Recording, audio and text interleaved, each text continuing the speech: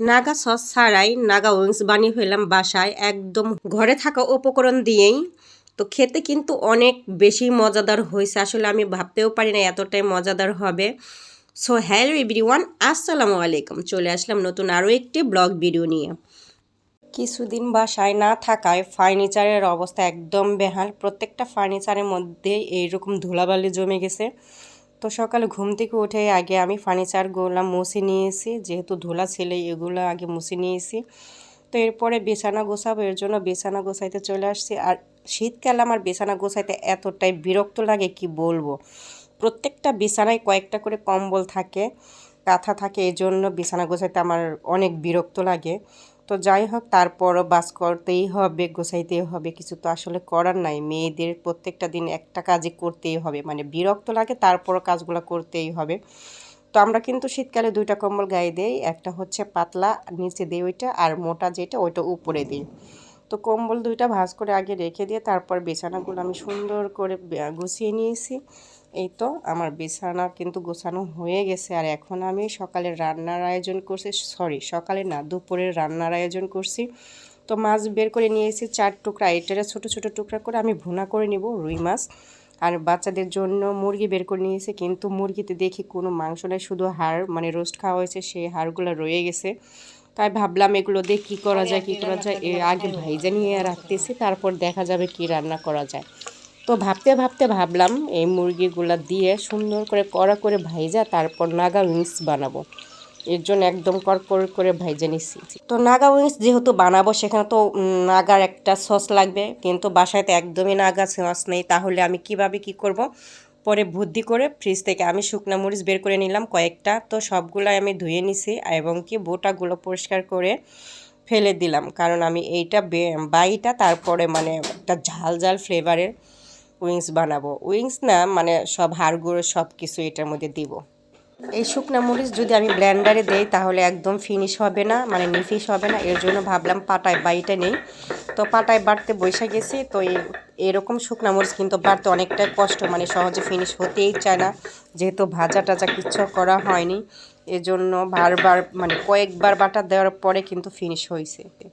যাই হোক, কষ্টের ফলে পরে লাস্টে আমি কিন্তু মরিচটা একদম নিফিস করে বাড়তে পারছি, এটাই সবচেয়ে বড় কথা।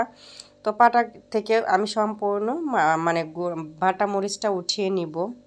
আর এই সময় আমার হাতটা প্রচণ্ড রকমের জ্বলে যাচ্ছিল, কিন্তু কি করার, রেসিপিটা তো বানাইতে হবে, এর জন্য সম্পূর্ণ বাটা শেষ করে তারপর বাটিতে উঠিয়ে নিছি। তো এবার হচ্ছে চুলায় চলে আসছি। আর নাগা উইংস বানানোর জন্য আমি প্রথমে যে রসুন কুচি করে নিয়েছি বেশ কিছুটা, এই নাগা উইংসের মধ্যে রসুনের যে ফ্লেভার, সেটার জন্য কিন্তু নাগা উইংসের টেস্টটা অনেক বেশি বেড়ে যায়। তো রসুনটা আমি একটু ভালোভাবে ভেজে নিব, যেহেতু বেশিক্ষণ রান্না করব না, এর জন্য ভেজে নিব। তো এরপর একটু আদা বাটা আমি দিয়ে দিছি এইখানে, আর যে আমার একটু মরিচের গুঁড়া, আর সাথে হচ্ছে যে আমি যে মরিচটা বাটলাম লাল মরিচ, তো সেটা সম্পূর্ণটা কিন্তু আমি এখানে দিয়ে দিছি। সামান্য পানি দিয়ে নাড়াচাড়া করার পর এক টুকরা না, সরি, 2 টুকরা লেবুর রস আমি এখানে দিয়েছি, একটু সামান্য, যেন টক টক ফ্লেভার আসে, এর জন্যই। তো এরপরে হচ্ছে এইখানে আমার যে একটা ম্যাজিক মশলা আছে ওইটা গুঁড়ো দিয়ে দিছি, আর হচ্ছে ব্ল্যাক পেপার আর হোয়াইট পেপারের একটা গুঁড়ো সামান্য পরিমাণে এখানে দিয়ে দিছি টেস্টে বাড়ানোর জন্য। তো এরপরে হচ্ছে মেন যে ইনগ্রেডিয়েন্ট, সেটা এই যে সস, বেশ পরিমাণের, মানে অনেকটুকু পরিমাণে কিন্তু এখানে সস দিতে হবে।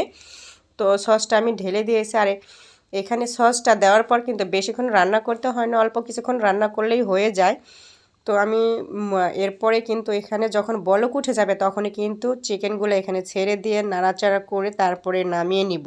তো কিছুক্ষণ রান্না করার পরে এটা কিন্তু রেডি হয়ে যাবে, মানে একদম আঠালো আঠালো ভাব যে হয়ে যাবে, তখনই কিন্তু এটা একদমই কুক করা হয়ে যাবে, আর তখনই কিন্তু নামিয়ে নিতে হবে।